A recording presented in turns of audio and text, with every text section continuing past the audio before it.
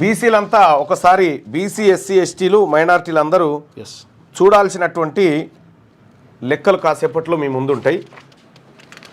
ఇది స్వయాన న్యాయస్థానంలో జరిగినటువంటి మోసం. ఎక్కడ?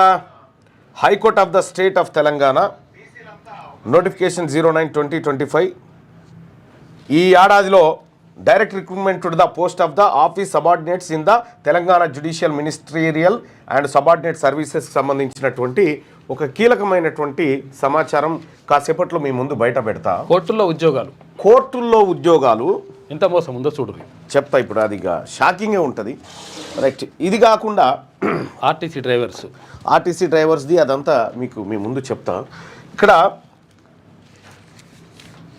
రాష్ట్ర ప్రభుత్వం, తెలంగాణ రాష్ట్ర ప్రభుత్వం ఇప్పుడు ఏం చేద్దాం, హైకోర్టు కొట్టేసింది కదా, ఏం చేద్దాం, సుప్రీంకోర్టు పోదామా అని ప్రయత్నాలు చేస్తూ ఉంది. ఇక్కడ 2 రోజులు ఛాన్స్ ఇచ్చింది విచారణకు, ఆడ 2 నిమిషాలలో కొట్టేస్తారు అంతే. 2 నిమిషాలు, ఎక్కువ టైం కూడా పట్టు. వినరు, ఇంత షేప్ కూడా వినరు. ఇంత ఇనేంత కూడా వీళ్ళు ఇంట్లో అంత సీన్ కూడా లేదు. ఇంకేదో పబ్లిక్ ఇంట్రెస్టు, తెలంగాణలో హయ్యర్ కోర్టు కాబట్టి ఈయన కాడికి ఇన్నది ఆళ్ళది వీళ్ళది, ఈయన 1 నిమిషంలో స్టే అనిపోయిండు. అయితే విషయం ఏంటంటే తెలంగాణ రాష్ట్రంలో జీవో 9 పైన స్టే చేసినాం తప్ప ఎలక్షన్ నోటిఫికేషన్ను స్టే చేయలేదు మేము అని చెప్పి ఆన్లైన్ నిన్న ప్రచారం. అసలు ఎలక్షన్ నోటిఫికేషన్ జీవో నెంబర్ 9ని స్టే చేసింది నిలుపుదల.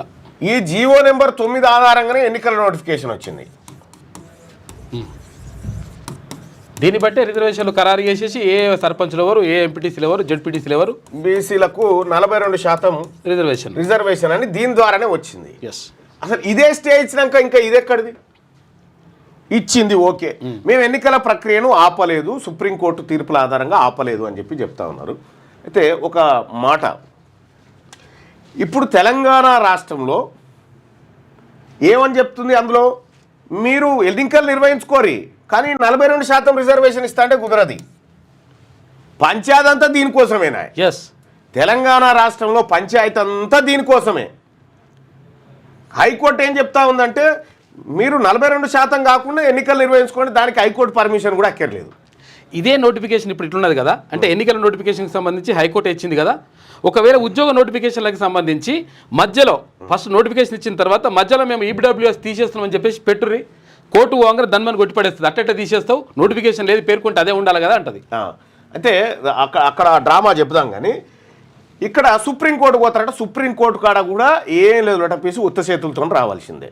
ఇంకా నేను చెప్తున్నగా రేపో ఎల్లుండో 2-3 రోజులలో చెప్తాడు రేవంత్ రెడ్డి, పార్టీ పరంగా టికెట్ ఇస్తామనేటువంటి మాట ఇక చెప్తాడు. పార్టీ పరంగా 42% అంటాడు.